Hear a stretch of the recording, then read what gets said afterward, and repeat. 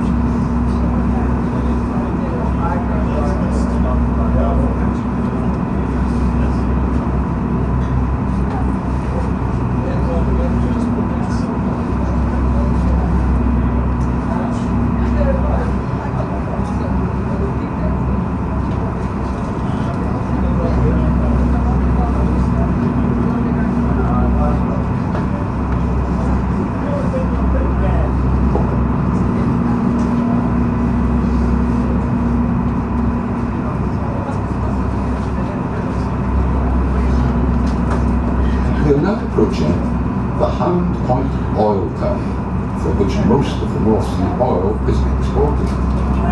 The oil comes from the Frontways oil field, one of the biggest in the North Sea, and is brought here by a 200-mile pipeline that comes ashore near Aberdeen and is then pumped cross-country all the way here.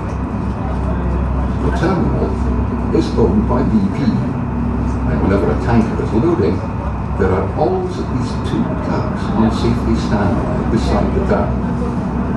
The tugs, named Dalmeny and Crown, have a bollard pool of 60 tons, and the larger Holton tug is the biggest harbour tug in Europe, with the incredible pulling power of 120 tons. All the tugs are equipped to cope with any fire or oil spillage incidents. Today, there have been no major incidents at Ham Point, and it has one of the best safety records in the world.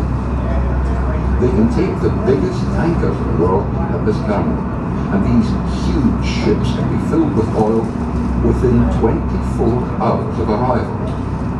Oil can be pumped in at a rate of up to 3 million gallons an hour.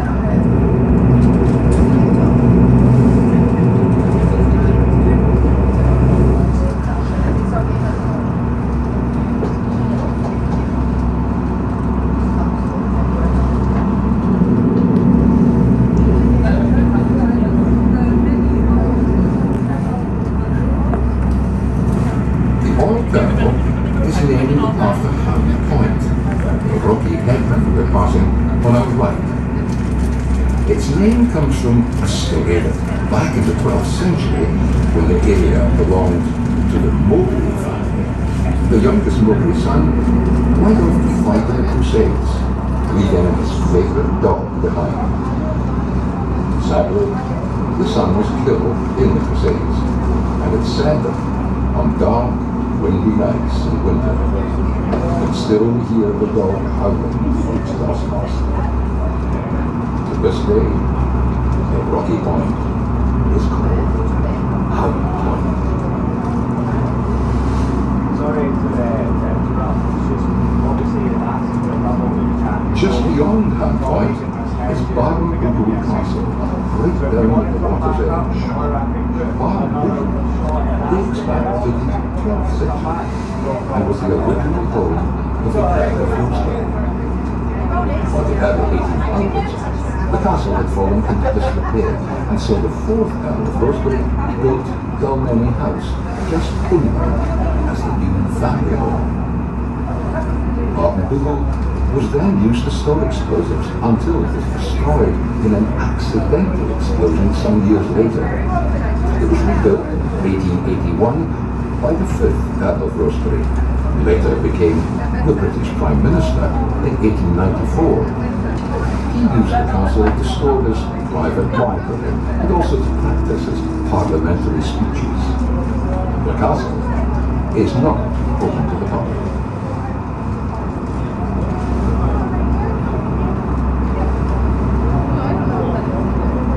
The River Forth itself flows out of Loch Arn in the Cotswolds, about 40 miles west of here, and it joins the North Sea at the Isle of Maid, which lies around 35 miles east of here.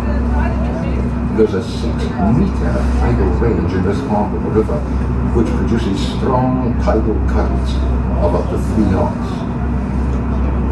The river is a very busy commercial shipping channel, with container vessels travelling to and from Grangemouth, crude oil tankers berthing at Howden Point, naval vessels heading to the supply depot at Crombie. During the summer months, several cruise ships come to visit, so the passengers can enjoy day trips to Edinburgh.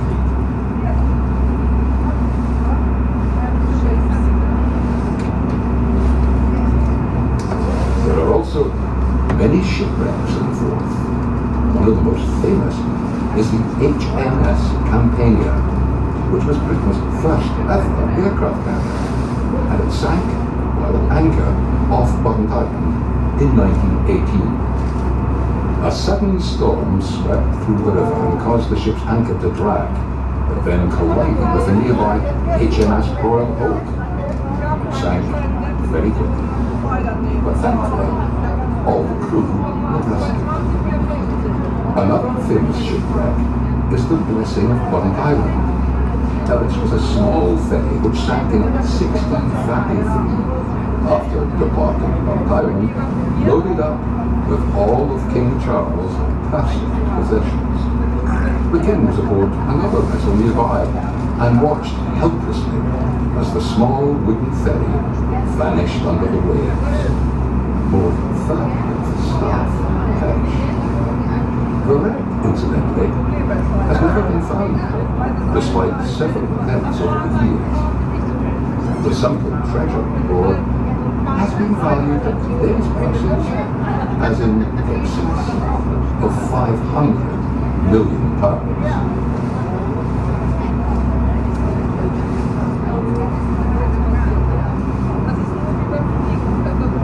Please note that there's no cafe or tea room on Inchcolm, so if you require any refreshments for your time on the island, please buy them now at the bar on the boat.